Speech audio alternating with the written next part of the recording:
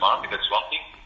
And I'm actively encouraging the organization to go foraging in external groups, so to go and have a look to other companies, like I was giving some of the examples. We've been foraging, going to external companies a week in New York, for example, with a group of 10 or 15 people with 3 objectives. One was to introduce the new people to our US outfit. 2 was to forage, so go and look around, up and around Fifth Avenue, and so what are the new retail concepts, what do we see as strengths? And 3 was actually developing together the marketing growth plan for the US. 2 weeks ago I was in China, so we went to visit suppliers, manufacturers, designers in Vietnam, China, Hong Kong. And so we take a group there that is working in a similar context, and that takes back this learning into the organization. So that's actively going out and bringing back, so foraging.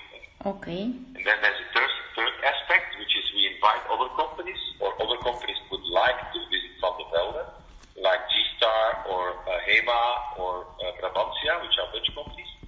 They have come to Van der Velde. We learn from them and they learn from us. But by having them into the company, you hear what you're doing well. They will actually say, wow, this is the accuracy with which you're actually cutting material, or the quality of the material, it's unrivaled, and we're much lower. Or, hey, why do you have 18-month cycle time? We only have 6 months. Okay, interesting. So that's by inviting, by going out and engaging with external ecosystems, as well as inviting you, so really linking into ecosystem and participating in it, giving before you get, you really enrich the company from outside in and inside out. Okay, clear. And who and how? Yeah. Sorry, these strategic issues. So the learning is only learned when it's been applied next time. So the learning is then picked up on Wednesdays, Thursdays, and sometimes really there's a theme around that learning in these quarterly sessions of extended leadership groups of 60 people. Yeah, go ahead. Okay, clear, very clear. And by the way, super interesting because it's not my sector, so it's. And who and how defines the focus? Sorry, how? So who and how defines the focus? In a sense, like so, who and how also decides what's important and what's urgent. All right.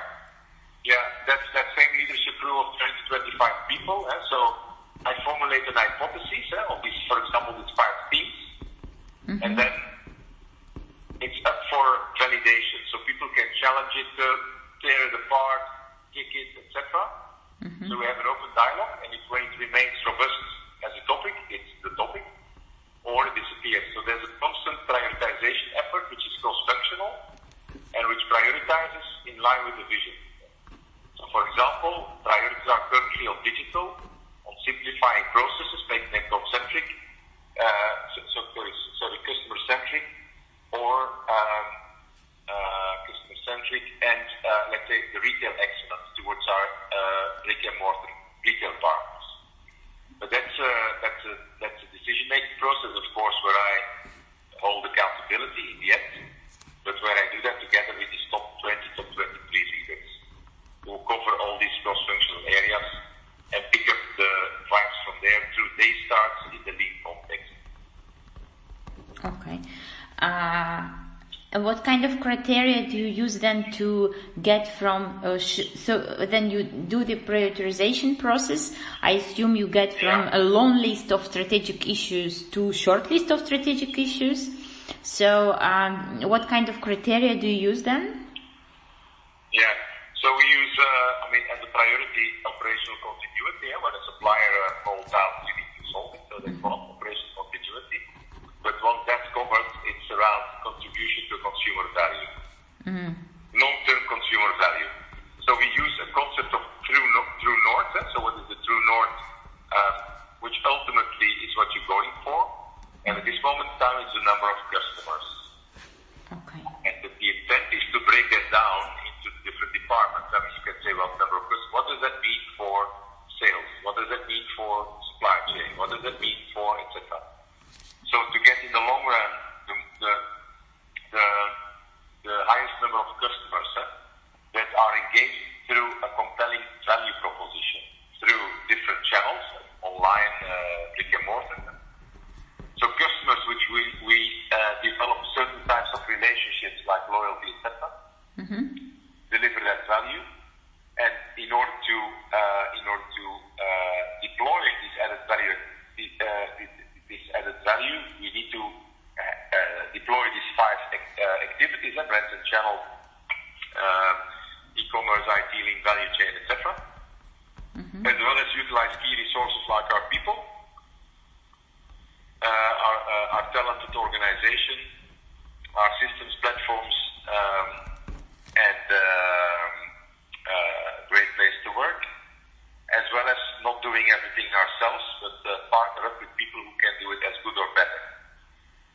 We team up with retail partners, we team up with suppliers, we team up with innovation partners. Okay. So that business model then delivers a competitive edge versus competitors in achieving more customers and building a scalable platform for growth. Okay. But so the criteria, is in the end number of customers, but in the context that I just explained with customers, value proposition, channels, customer relationships, key activities, key resources, and key partners. Okay. And if you look at your analysis that you do, external analysis and internal analysis, what kind of diagnostic techniques do you use? What kind of tools? Sorry, which? Then you do the analysis, external analysis. You mentioned you look outside. You mentioned how. Which techniques? And do you use what kind of tools do you use? If you use them, What kind of tools I use? It's Lean, especially. Okay. Lean and the True North. It's both business model canvas. Lean, True North, business model canvas. Lean canvas. Lean. Yeah. Like the Japanese, Lean. Yeah. Business model canvas. Oh yeah, of course, I know that one. Okay. Yeah.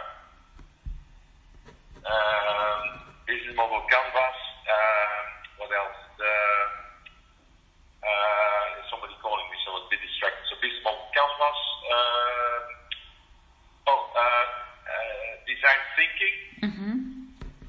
Lean startup. Rapid prototyping. Agile organization. Okay. What are the tools? Some change leadership tools, which are more on the leadership side. Yeah. Yeah, and then as I said, the tools of unearthing the knowledge of the organization as well as leveraging it through ecosystems with customers, partners, and suppliers. Okay. And then you do the diagnosis. Well, in fact, we already discussed it briefly. But then you do the diagnosis of the outside world and inside resources. How is it embedded in the whole strategy formulation process?